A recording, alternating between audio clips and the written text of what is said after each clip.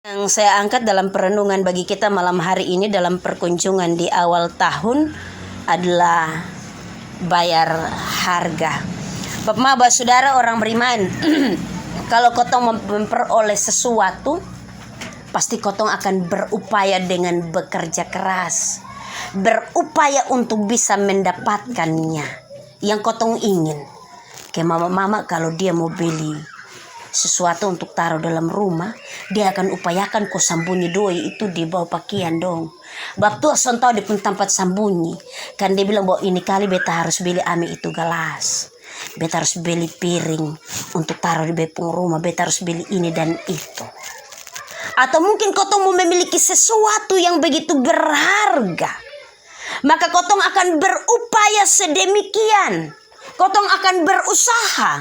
Apapun yang menjadi penghalang, yang menjadi rintangan, kotong akan berupaya untuk melewati. Karena kotong mau itu. Kotong akan berusaha semaksimal mungkin untuk kotong bisa dapatkan itu. Bapak Mama, saudara orang beriman yang sangat diberkati oleh Tuhan Yesus Kristus. Sama halnya juga dengan kehidupan pelayanan. Ada begitu banyak hal yang mau kita capai dalam kehidupan pelayanan kita.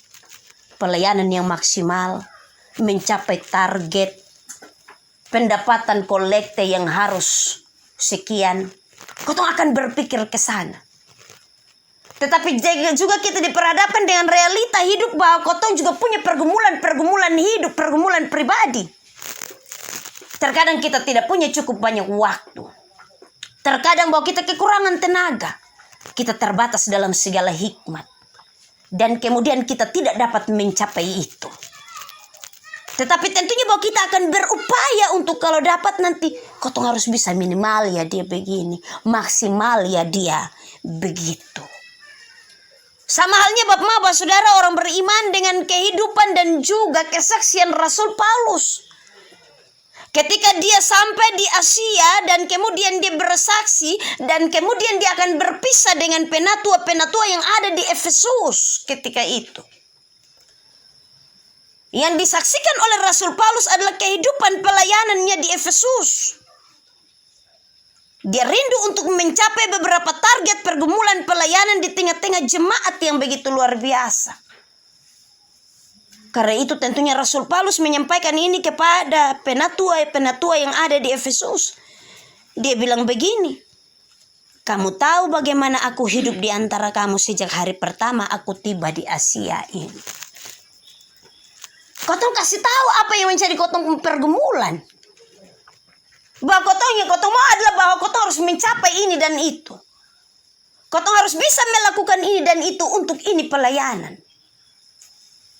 Tetapi tentunya juga bahwa kotong tahu bahwa kotong terbatas dalam banyak perkara. Rasul Paulus ada dalam keadaan yang sedemikian. Karena itu dia menyampaikan dengan segala rendah hati aku melayani Tuhan. Kotong terbatas. Karena itu kotong perlu melayani dengan rendah hati kepada Tuhan. Melayani bukan karena kotong bisa. Bukan karena kotong memiliki kelebihan. Bukan karena kotong memiliki pendidikan yang lebih. Dan seterusnya. Tetapi karena kotong melayani dengan kerendahan hati, maka Tuhan akan menolong kita untuk kemudian kita mencapai apa yang menjadi tujuan kita. Rasul Paulus menyampaikan ini kepada penatua-penatua yang ada di Efesus, bahwa dia melayani dengan segala kerendahan hati. Melayani Tuhan. Melayani dengan kerendahan hati ini, melayani dengan apa yang kotong miliki, apa adanya. Bukan ada apanya, baru kotong melayani. Tetapi apa adanya, beta sebegini nih. Dan beta kehidupan hanya untuk melayani Tuhan. Rasul Paulus ada dalam posisi ini Bapak Maba saudara orang beriman. Dalam pelayanan itu aku banyak mencucurkan air mata. Artinya bahwa sudah ada pelayanan yang gampang, yang mudah. Yang memberikan bagi kita janji-janji yang muluk, yang manis. Bahwa semua akan baik-baik saja sonde. Kotong akan berhadapan dengan jemaat yang kepala batu. Yang nanti kotong bilang ingat ibadah, dia bilang iya. Duluan mempentua, nanti baru ikut. Begitu kotong maju di sana dia bilang, beta pembabi belum makan. Bosong duluan nanti baru ikut. Kotong akan berhadapan dengan jemaat yang malas tahu. Sonde mau pusing. Nanti kalau di rapat-rapat atau di sidang-sidang itu, dong omong paling banyak dari ini majelis dong. Tapi coba kalau kotong omong bilang kotong sama-sama kok. Terkadang kotong harus mencucurkan air mata. Menangis. Dengan ini pelayanan. Tuhan nih. Beta son sanggup. Leko besok panggil madong son datang. Menangis dengan ini pelayanan. Rasul Paulus sampai kepada titik itu. Dengan mencucurkan air mata di tengah-tengah pelayanan. Bahkan dia banyak mengalami pencobaan dari pihak orang Yahudi yang mau membunuh dia. Terkadang kau akan mengalami pencobaan di tengah pelayanan. Dan yang lebih utama Bapak bukan terjadi di jemaat. Dari kau pun jemaat, tetapi dari kau pun dalam rumah tangga. Kalau semua boleh beres berubah rani pi ibadat lu pulang mati. Semua boleh beres kemudian lu ibadat sampai jam 9. Bapak Misa bilang apa? Pulang tuan rumah tutup dompet rumah. Kau san masuk. Kita mengalami banyak pencobaan untuk kemudian kotong diuji, kotong bertahan atau sonde. Ini pendeta dia namatan sudah 10 tahun ini. Supas. Jadi itu mau dengan apapun juga, biar gempa bunyi bisa lari. Supas. 2 periode Bapak mau melayani. 1 periode yang ini, kemudian periode yang lalu kotong masih sama-sama sampai hari ini. Ada banyak pergumulan, bahkan pencobaan dari diri kita sendiri, dari keluarga, dari suami, dari istri, dari anak-anak. Dan itu menjadi alat Tuhan untuk menguji kita. Kotong setiring, kotong pelayanan atau sonde. Jangan sampai kotong bawa lari tinggal kotong pelayanan. Rasul Paulus diperhadapkan dengan pencobaan ini, bahkan katanya bahwa dia mau dibunuh oleh orang Yahudi. Karena dia memberitakan tentang Kristus yang bangkit. Dia memberitakan tentang Kristus yang begitu luar biasa, yang mengubahkan dirinya dari Saulus menjadi Paulus.